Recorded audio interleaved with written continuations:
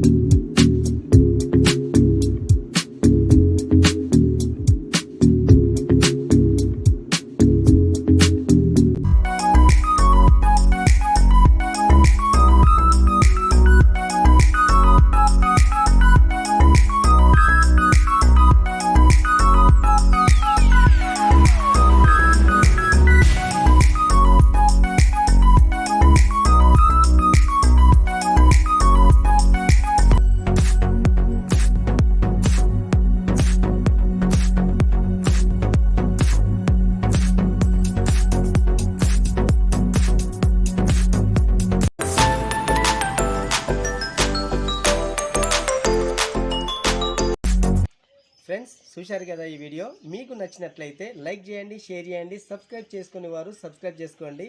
మేము పెట్టే ప్రతి వీడియో మీకు నోటిఫికేషన్ రావాలంటే పక్కన బెల్ బటన్ నొక్కండి.